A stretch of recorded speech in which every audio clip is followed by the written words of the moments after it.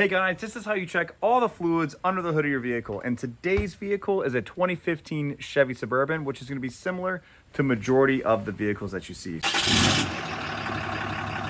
So the first one that I always bring my eyes to is the brake fluid. And the reason I like to look at the brake fluid first is this is what makes you stop. I'd rather stop well than go fast. So to check your brake fluid, you'll just go ahead and twist off this cap. And you hear that pop, that's fantastic. That means that there is a great seal because you don't want to have any air inside of here. So this cap is great. And then I'll go ahead and just look inside this cap to see if the fluid is murky and dark, which it is, which means I would want to change that out. It's typically like a slight yellow clear color. From there, I'll check my engine oil. What I do is I pull the dipstick out and I wipe it clean. Then I reinsert the dipstick. Now there's some vehicles that you may be driving that don't have a dipstick, like your Mercedes and your BMWs. If you're in that situation, you'll actually check it through the dash. So when you're reading your oil here, you'll see that you have a small grid and there's two small dots right here. On a truck like this, the dots are referring to 1 quart of oil or the equivalent. So on a truck like this, if you see that your oil level is low and it's right about there, you want to top it off with 1 quart of oil, which will bring you right to the full line. So once I've checked the brake fluid and the oil, I'll go ahead and see if this vehicle is equipped with a power steering pump. Most of these vehicles are now equipped with an electronic power steering rack, so you no longer have power steering fluid. But if you did, it would be somewhere in this vicinity, and it's just a small cap.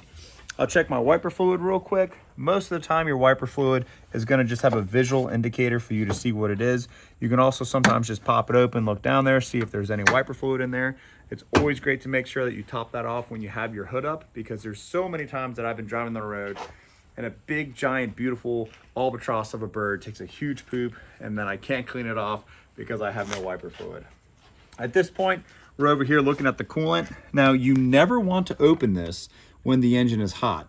There's so much pressure in here, it's probably 15 to 16 PSI, but what will happen is when you crack this sucker open, all that pressure is gonna try to escape. It's gonna bring a ton of hot water on you, hot coolant, which is gonna be so hot it'll burn you badly. So you can see down here that you have a line here, and there's another line sometimes down around here.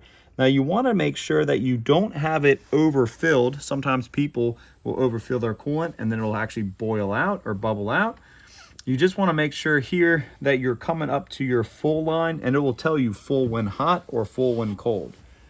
At this point, you've checked the fluids underneath your hood that you can do with the engine off. To check the transmission fluid, you want to make sure you're on a smooth, flat surface, and you want to start the engine and then check the fluid. So I'm going to go ahead and start the motor.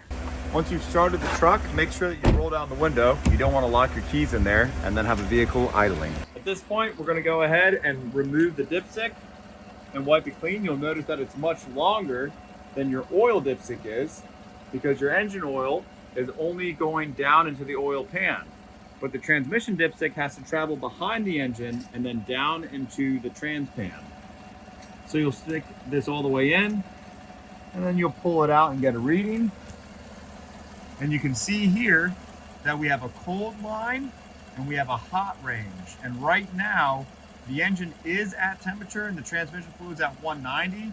And you can see here that it is just below the hot symbol right here, which means that this transmission is just a little underfilled. Now that you've learned how to check the fluids underneath the hood of your vehicle, please be sure to like, comment, and subscribe. Send a message on what type of video you'd like to see. And as always, happy motoring.